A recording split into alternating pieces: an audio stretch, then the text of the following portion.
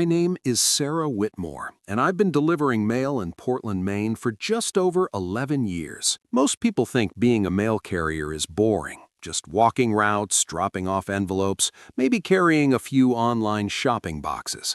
That's what I thought too before I started. But this job shows you parts of people's lives they never say out loud.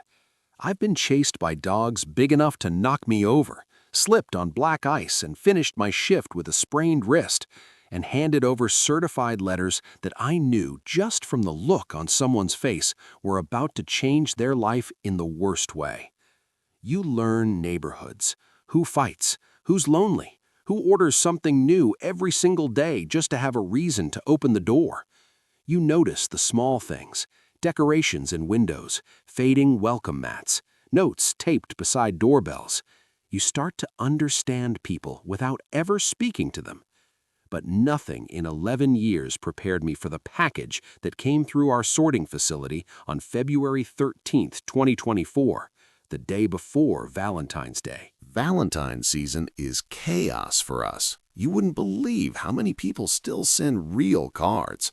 Pink envelopes, glitter, perfume samples, candy boxes, flower deliveries stacked so high they look like we're running a greenhouse. That morning, the sorting center smelled like cardboard dust and cheap body spray from a busted package somewhere down the line. Conveyor belts hummed, bins clattered, and someone's radio was playing old country music in the background. It felt like any other February shift until my supervisor Tom called my name and said we had a leaker. That's postal slang for a damaged package that's dripping something it shouldn't be. Could be shampoo, could be motor oil. One time it was maple syrup, and we were sticky for days. I pulled on gloves and walked over. The box was sitting alone on a metal table under fluorescent lights, wrapped neatly in shiny red paper and covered in little heart stickers like something a kid would make for a class party. The labels said, "My Valentine, 247 Willow Street, Portland, Maine. No return address. Sender name, Your Secret Admirer." Tom smirked and said somebody was going all out this year. Then he pointed at the bottom seam. At first, I didn't notice the stains. Then I saw the dark spots soaking through the paper into the cardboard. They weren't bright red, more brown around the edges. Tom said it was probably wine or chocolate syrup. I nodded, but I didn't believe it. When I lifted the box to move it to the inspection area, my stomach tightened. It was heavy, way heavier than chocolates should be, maybe 15 or 20 pounds. And it was cold, not just winter cold, but refrigerator cold. Then the smell hit me, metallic, thick, sweet in a way that made my throat feel tight. I froze. Tom leaned in, took one breath, and his expression changed instantly. He told me to set it down and not open it. I told him we needed the police. He agreed and called right away. We cleared the area, stopped the conveyor, and moved everyone back. The huge room suddenly felt too quiet. The box sat alone under the lights, looking harmless and festive, which somehow made it worse. Police arrived within 20 minutes. 2 officers first, cautious, hands near their belts. They smelled it too, one muttered under his breath. They called for a detective. Detective Rodriguez showed up, calm, focused, eyes sharp. She asked how long the box had been there, whether anyone had opened it, then put on 2 pairs of gloves and carefully cut through the wrapping. The smell got stronger as soon as the paper came off.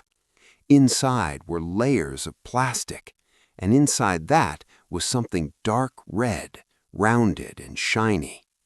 She paused for just a second, then told everyone to stay back. But I had already seen enough. It was a human heart, real, fresh, packed on melting ice. On top of the plastic was a small red envelope. She opened it and read silently for a moment before reading it aloud. "My heart belongs to you, forever and always. Happy Valentine's Day." The building shut down immediately. Crime scene tape went up. Cameras flashed, and I gave my statement twice before noon. The address on the box belonged to a woman named Emma Chen, 28, a dental hygienist who lived alone on Willow Street. When officers knocked on her door, she thought they were delivering a package. Instead, they asked if she knew anyone who might send something like that. She went pale and said she didn't have a boyfriend or anyone she was dating. Then she hesitated and mentioned her ex, Michael Torres. They had broken up 6 months earlier, and she had a restraining order against him. He kept texting, calling, sending unwanted gifts, and waiting outside her apartment. He thought persistence was romantic. She thought it was terrifying. Police went to his apartment that afternoon. He wasn't there, but his bathroom looked like a slaughterhouse, blood on the walls, floor, sink, and tub. On the counter were medical tools, scalpels, a bone saw, forceps, cleaned badly and still stained. In his closet, they found more boxes wrapped in red paper with heart stickers, each labeled with different women's names and addresses, all stained through the bottom. The medical examiner confirmed there were 6 boxes total, each containing a human heart removed with surgical precision. Detectives matched them to 6 people who had disappeared over the past 3 months and were later found dead in wooded areas or abandoned lots, all missing their hearts. Michael had been killing strangers, removing their hearts, and mailing them as Valentine's gifts to women who had rejected him over the years. In his journal, he wrote that if they wouldn't take his heart, he would give them one that proved love was real. He truly believed it. They found him 3 days later in a motel in New Hampshire. When police entered, he was sitting on the bed holding another heart in his hands. He smiled and said it was for Emma, that she was going to love it. That heart turned out to belong to his mother. He had killed her, too. He's now in jail facing 7 murder charges and undergoing psychiatric evaluations. He still asks when he'll be allowed to send his Valentines. Emma moved out of state, changed her name, and cut ties with almost everyone she knew. As for me, I requested a route change. I don't deliver packages near Valentine's Day anymore, just letters and magazines, because every time I see red wrapping paper, I remember the weight of that box, the unnatural cold, and the metallic smell that clung to my nose even after I threw the gloves away. I remember that somewhere out there are people who think love means possession, obsession, control. So if you ever get a Valentine's gift from someone you don't know, don't open it. Call the police, because sometimes the heart inside isn't chocolate. Sometimes it's real. My name is Marcus Hale, and I manage an upscale restaurant called Bella Notte. It's the kind of place people save for special moments. Anniversaries, proposals, milestone birthdays, white tablecloths, candlelight, a piano player in the corner. We build entire evenings around romance. And every year, the biggest night by far is Valentine's Day. February 14th, 2023 started like every other Valentine's shift, busy, loud, glowing with soft lights and nervous excitement.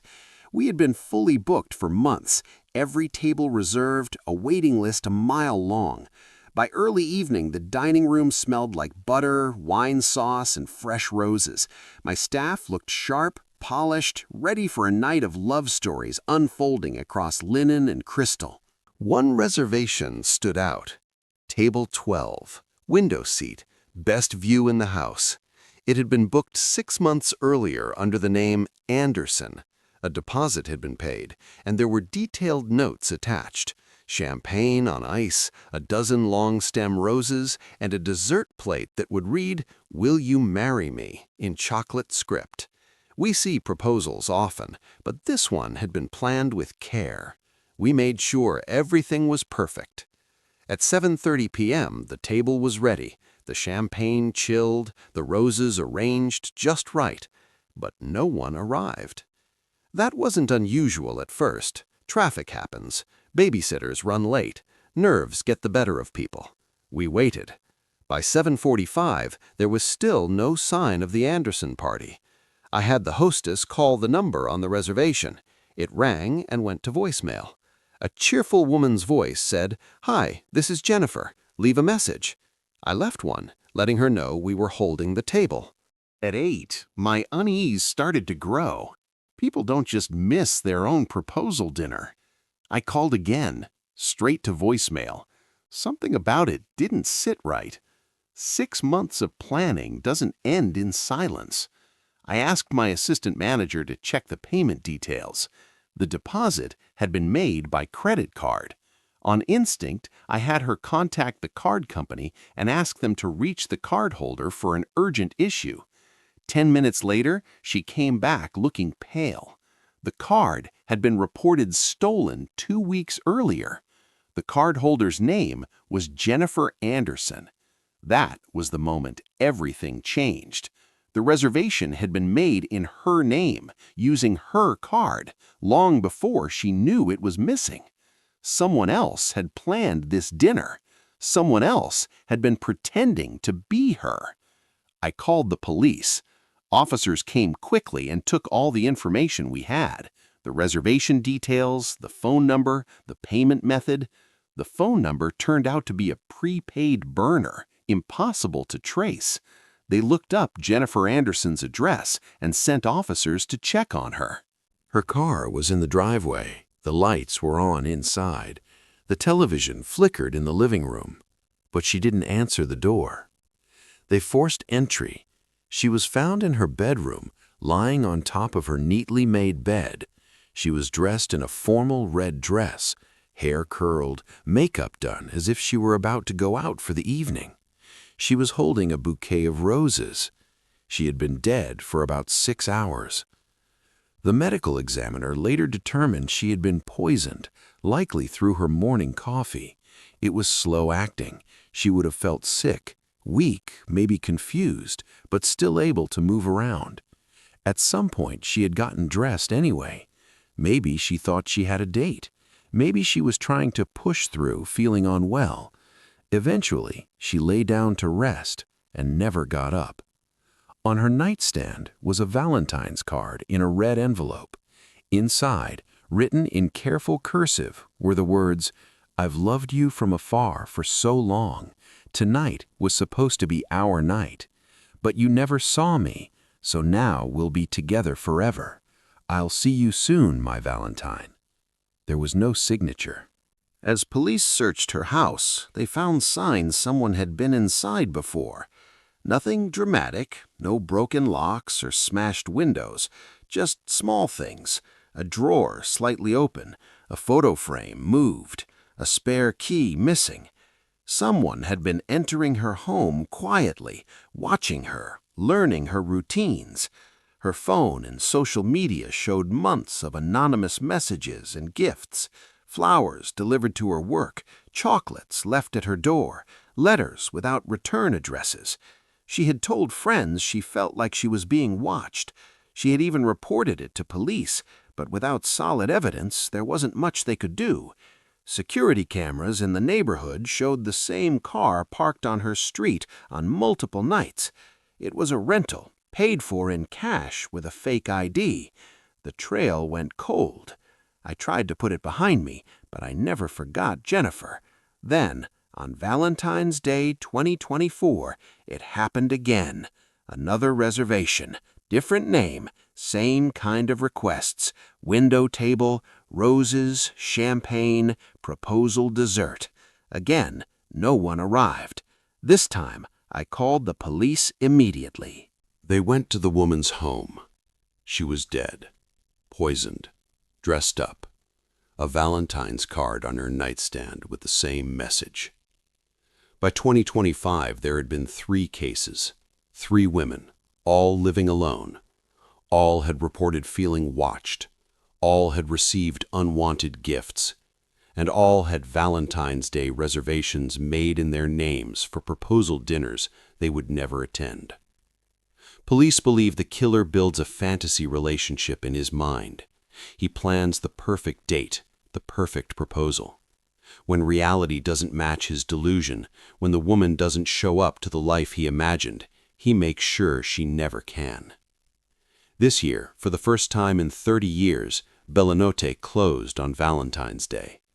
We lost a fortune in business, but none of us could stand the idea that somewhere another woman might be lying dead while we chilled champagne for a table set for two. They still haven't caught him. They think he's patient, organized, intelligent, someone who plans months ahead, someone who blends in. So if you live alone, and you've been receiving gifts you didn't ask for, if you feel like someone is watching you, take it seriously. Document everything. Tell the police. Tell your friends.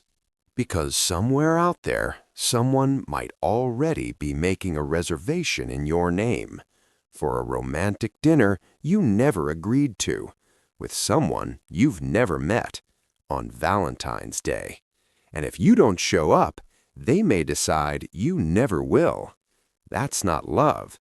It's murder dressed up in roses and candlelight. And sometimes it starts with a simple reservation for two.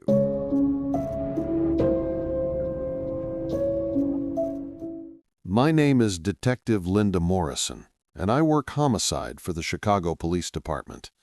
I've been a detective for 19 years, long enough to know that no matter how bad you think a scene will be, it can always be worse. Long enough to carry faces in your head that never really leave. But February 14th, 2024, that day carved out its own space in my memory. Everyone in Chicago grows up hearing about the St. Valentine's Day Massacre. 7 men lined up and executed in a garage during Prohibition. Gangsters, machine guns, Al Capone lurking in the background of the story, whether he was there or not. It's part of the city's identity, a dark landmark in our history. We study it at the Academy. Tourists visit the old sites. There are documentaries, museum exhibits, late-night specials. History, most of the time, stays in books. This time, it didn't. The call came in at 10:47 a.m., shots fired at an abandoned warehouse on North Clark Street, Southside Dispatch. Patrol units were already on the way, but something about the address snagged in my mind. Same street as the original massacre, different building, same stretch of old industrial blocks that never quite got redeveloped. When we rolled up, the place looked dead, boarded windows, rusted metal doors, graffiti peeling in the cold February air. But there was a white cargo van parked crooked near the loading entrance, engine running, back doors wide open. That's never good. We approached slow, weapons drawn, boots crunching on gravel and broken glass. I remember the wind cutting through my coat, the smell of old oil and damp brick. Then I heard it. Music. History, most of the time, stays in books. This time, it didn't. Faint at first, then clearer as we got closer. Jazz. Old-time jazz with that hollow, scratchy sound like it had been recorded 100 years ago. It echoed out of the building in a way that made the whole scene feel unreal, like we'd stepped into someone else's memory. "Who the hell plays music at a crime scene?" my partner muttered. Inside, the warehouse was a cavern of shadows. Sunlight slipped through broken windows high above, turning the dust in the air into pale beams. The music was coming from deeper inside, toward the main floor. We moved in carefully, clearing corners, calling out. Then we saw them. 7 people, lined up shoulder to shoulder against a brick wall, all of them slumped, all of them shot. For a split second, my brain refused to process it. It was too arranged, too deliberate, like a photograph I'd seen before. And then it hit me. They were posed like the men in the old crime scene photos from 1929. Same kind of wall, same spacing, same angle of the bodies. But these weren't mobsters in fedoras. They were ordinary people, different ages, a woman in her 30s, a man who looked retired, a kid who couldn't have been more than 20. Another woman with gray in her hair, a middle-aged guy in a delivery jacket, a young woman with chipped nail polish, a man with a wedding ring still on his finger, all strangers to each other, as far as we knew, all dead. On the wall above them, written in dark red that hadn't fully dried yet, were the words, "Happy Valentine's Day, Chicago. History repeats." The rest of that day blurred into procedure, securing the scene, calling in forensics, canvassing the area. But the details kept cutting through. Each victim had been dressed in clothing that echoed the 1920s, long coats, old-style hats, suspenders, dresses that didn't match modern fashion. Not costumes exactly, but close enough to be intentional. Ballistics came back fast on a high-profile scene like that. The bullets were .45 caliber, fired from a Thompson submachine gun, a Tommy gun, the same kind of weapon used in the original massacre. In 2024, those aren't something you pick up at a corner store. They're collector's items, rare, expensive, tightly controlled. We started calling every registered owner in Illinois. Most still had theirs locked in safes, displayed behind glass or secured in private collections. One didn't.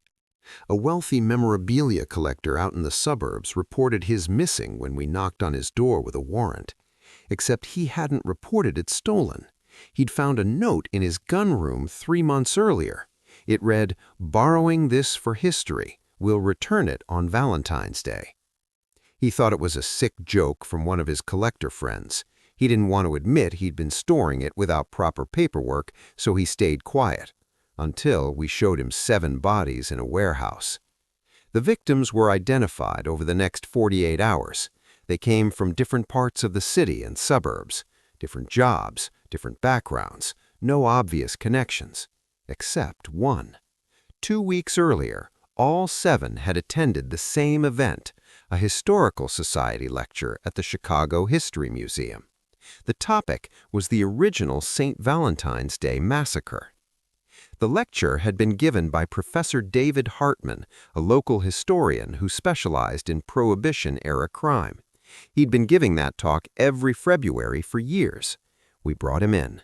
He was shaken to his core, cooperative, distraught, horrified that his lecture might somehow be connected. He gave us everything, guest sign-in sheets, ticket records, video of the event. We went through the footage frame by frame, rows of people listening, taking notes, watching slides of black and white crime scene photos from 1929. Then we noticed someone in the back row. Same seat in footage from previous years we later found. Always at the edge, always wearing a hat and glasses, face partially turned away, never signing the guest book, always paying cash. And in this year's video, while Professor Hartman spoke, that person wasn't watching the screen, they were watching the audience. More specifically, they were watching the 7 people who would later be found dead. We enhanced the footage as much as we could. Security cameras in the museum lobby caught a partial reflection in a glass display case as the person walked past. It was enough for a hit. Robert Masterson, 42, high school history teacher in a suburb outside the city, no criminal record, no prior arrests, lived alone, quiet, described by coworkers as dedicated and a little intense about history. We got a warrant and searched his house. It was like walking into a museum curated by someone obsessed with Chicago's violent past. Bookshelves lined with volumes about gangsters and prohibition, framed newspaper front pages about famous murders, replica weapons, vintage-style clothing. And in his basement, we found something that made even seasoned detectives go quiet. He had recreated the 1929 massacre scene, a brick-patterned backdrop built against the wall, chalk outlines on the floor, mannequins dressed in old suits and coats positioned just like the men in the historical photos. He'd been rehearsing, preparing. February 14th, 2024, the 95th anniversary, had been circled on multiple calendars in his house. We arrested him at a school, middle of the day, students changing classes in the hallway. He didn't fight, Didn't argue, just looked at us with this calm, almost satisfied expression. As we put cuffs on him, he asked, "Did I get the details right?" In interrogation, he talked for hours. He described it like a project, research, planning, historical accuracy, he called it. He had chosen victims from the lecture because they appreciated history. He told himself they would understand, in some twisted way, that they were part of something important. He abducted them one by one over 2 weeks, held them in the warehouse, fed them, talked to them about 1929, about gangsters, about legacy. On Valentine's Day morning, he dressed them, lined them up, and shot them. "I gave Chicago a gift," he said. "People don't feel history anymore. I made them feel it." He was convicted on 7 counts of first-degree murder and sentenced to life without parole. The warehouse was demolished later that year. The city refused to let anyone build on the lot. It sits empty now, fenced off, a patch of cracked concrete and weeds. Professor Hartman retired, said he couldn't stand the thought that something he loved teaching had been twisted into a blueprint for murder. Every year since, on February 14th, someone leaves 7 roses at that empty lot. No one has seen who does it. No cameras have caught a face. Just 7 fresh roses tied together with a simple ribbon. Attached is always the same card. History remembers. Valentine's Day in Chicago feels different now. There's a weight to it, a reminder that obsession can dress itself up as tribute, that someone can blur the line between learning about the past and trying to live in it. So if you're drawn to crime history, to the stories and the tours and the old murder sites, just remember, most people are there to learn, but sometimes someone is there to plan. And sometimes history doesn't stay buried. Sometimes it waits for someone willing to bring it back, no matter the cost. My name is Jessica, and I don't like telling this story or even thinking about it, but I share it because I wish someone had warned me the way I'm about to warn you. I wish someone had told me that danger doesn't always break in through a door or window. Sometimes it's already inside your life, quietly blending into the background until the moment it decides to step forward. This happened on Valentine's Day 2024, during my junior year of college. At the time, my world was small in the way college worlds often are. Classes, exams, a part-time job, roommates, late-night study sessions, cheap coffee, and the constant pressure to figure out a future you don't feel ready for. I was a psychology major living in a second-floor off-campus apartment with my 2 roommates, Sarah and Maya. The place wasn't fancy, but it felt like ours. A hand-me-down couch, posters taped to the walls, mismatched mugs, and a smell that was always some mix of ramen, candles, and laundry detergent. It felt safe, and that's the part that still hurts to admit. Valentine's Day landed on a Wednesday, and campus had been buzzing about parties all week. Flyers on bulletin boards, frat houses advertising open events, couples posting dinner plans. Even people who claimed to hate Valentine's Day usually went out just to do something. I had a developmental psychology exam at 8 a.m. the next morning, worth 20% of my grade, and I'd already been struggling that semester, so I couldn't afford to mess it up. Around 7:30 p.m., Sarah knocked on my bedroom door. She and Maya were dressed up, laughing, already halfway into their night out. "Last chance," Sarah said. "We're leaving in 10. Maya leaned against the doorframe and added, "Come on, Jess, you can study tomorrow morning. Don't be sad and alone on Valentine's Day." I smiled and told them I wasn't sad, just responsible. They rolled their eyes in unison, told me to text if I changed my mind, and reminded me to lock the door behind them. I walked to the living room window and watched them head down the sidewalk under the streetlights, their breath visible in the cold February air as they laughed and stopped to take selfies. For a moment, I felt a little left out. Then I closed the curtain and went back to my desk. The apartment settled into a deep quiet after they left. No music, no chatter, just the hum of the refrigerator and the faint whoosh of cars on the street below. I made tea, opened my textbook, and tried to focus on stages of cognitive development. Around 9:30 p.m., there was a knock at the door, 3 quick taps that made me freeze. We weren't expecting anyone. Deliveries usually got left outside, and maintenance always emailed first. I stood up slowly and walked to the door, looked through the peephole, and saw no one. I unlocked it anyway and opened it a few inches. There was a bouquet sitting on the doormat. At first glance, it looked like a Valentine's delivery with a red ribbon tied around the stems, but the flowers weren't fresh. They were dead. Not just wilted, but dry and brittle, petals curled inward and darkened almost black, like they'd been sitting in a dusty attic for months. A small card was tied to the ribbon. I picked it up, confused, and opened it. Inside, written in thick red ink, were the words, "I've been watching you wait for me." I read it twice. Watching you wait. Wait for who? I wasn't waiting for anyone.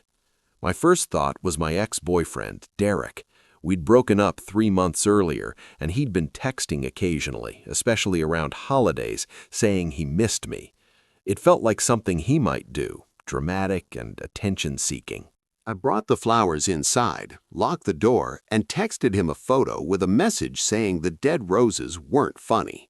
He replied almost instantly that he hadn't sent anything and was in Ohio with his parents. When I asked who left them outside my door, he swore it wasn't him. I stared at my phone, realizing that if it wasn't Derek, then someone else knew where I lived. I told myself it was a prank, maybe someone in the building messing around, and I threw the bouquet in the trash, but I couldn't concentrate after that. The words on the card kept replaying in my head. By 11 p.m., my eyes hurt from reading, and my brain felt foggy, so I decided to go to bed and wake up early to study more before the exam.